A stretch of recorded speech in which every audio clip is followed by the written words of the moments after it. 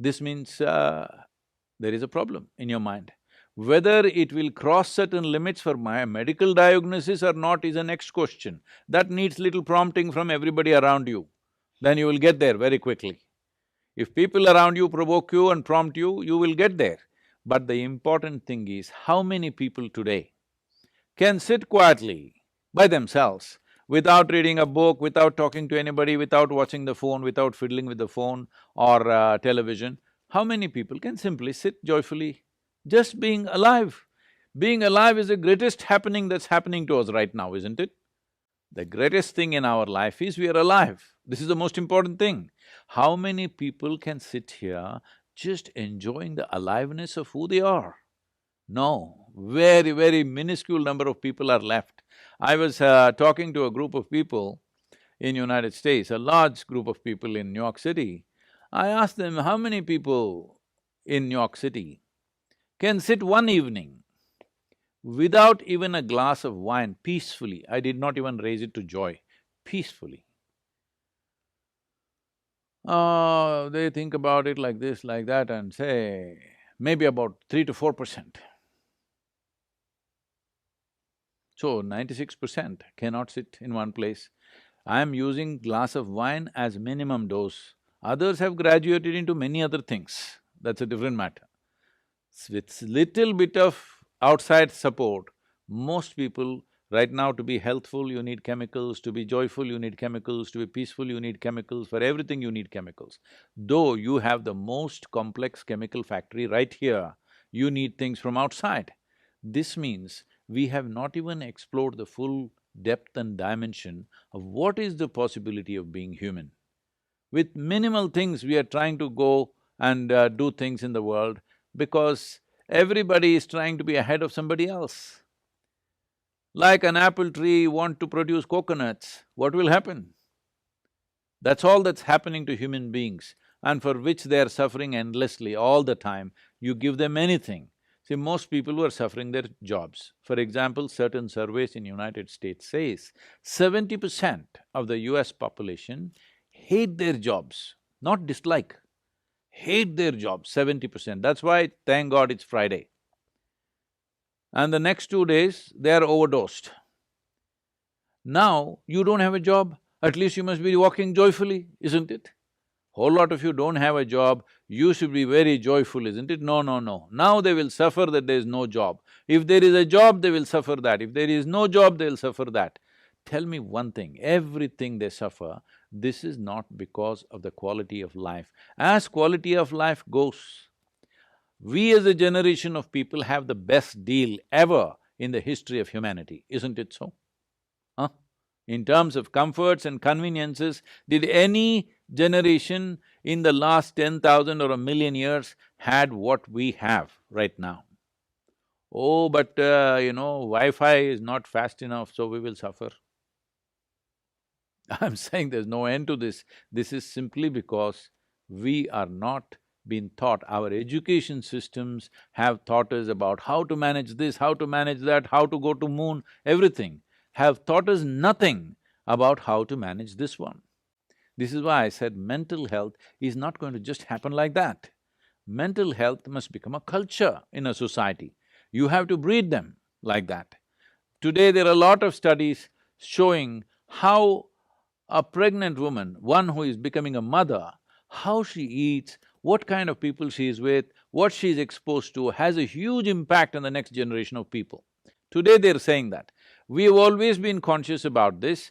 In India, there's a whole process from the moment of conception to delivery and later on, whatever happens, as long as the mother is still feeding the child, all this duration, what she should do, what she should not do, it's a military regimentation. What she should consume, what she should not consume, what kind of people she should meet, what she should not meet, where should go, where she should go, where she should not go. Now, they're everywhere. Fully pregnant women are in the trains, they're in the buses, they're in the bars, they're drinking, they're smoking. Won't this have an impact? They said, no, no, nothing happens. We studied the blood parameters, nothing happened. Now after 50 years of that culture, now you are saying that it is actually having an impact for many generations of people. So I am saying mental health or even physical health is not a one-day affair. We have to invest in culture of health, otherwise it will not happen. Individual people may manage, but if you want a whole crop of or a generation of healthy people, we need to create a culture of health, otherwise it's not going to just come like that. So those are really fantastic observations, and I would agree. And but if the mind is the most complex instrument, when you get a new instrument, you often get sort of the long guide, the instructions, but you often get a quick start guide as well. And I think a lot of people would like to start out on that journey of finding that inner peace and joy. What would be your advice as to how to start out on that journey? Well, you came to the point. The most important thing is, we give you a super computer, because every supercomputer you produce is just a drop out of this, all right? But most people don't bother to read the user's manual. They think they can just blunder through it somehow. And that is what you're seeing as all kinds of ailments, all kinds of struggles and sufferings that are happening in the world. So where is the user's manual? I'm trying to simplify the question. Simply the thing is, here the machine and the user's manual are written within itself. Everything is self-made because this machine created itself from inside. It was not formed from outside. From outside we just gave material. Just look at this. Suppose you eat a piece of bread, within 4-5 hours' time, it has become human body. Bread is a simple composition.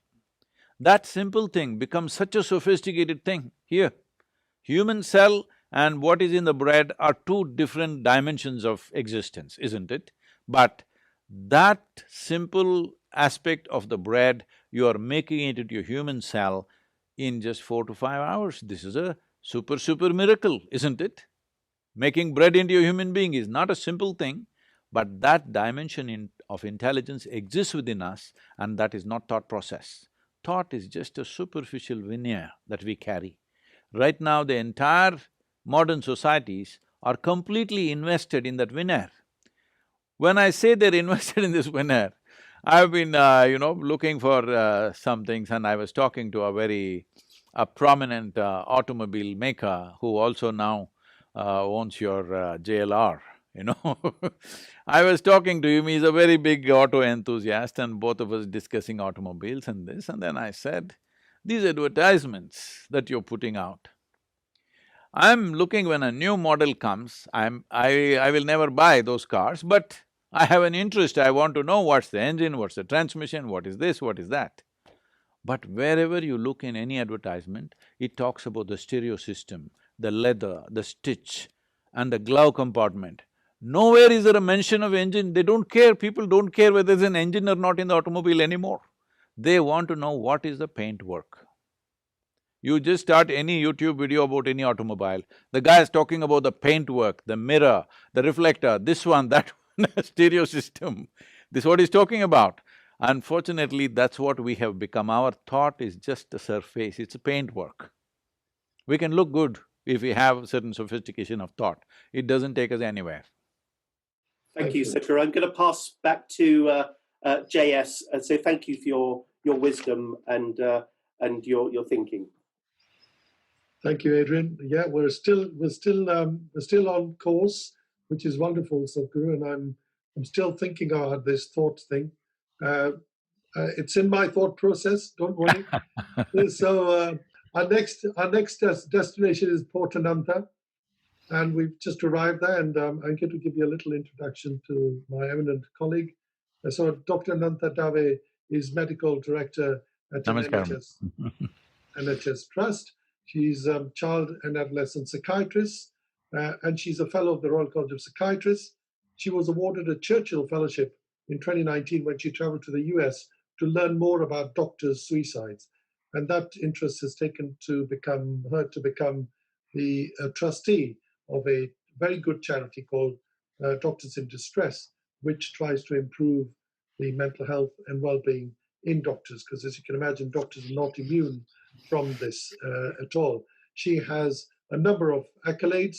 She's an avid undergraduate and postgraduate teacher, and she holds a master's degree in medical ethics and law. She is the first female president of British Indian Psychiatric Association.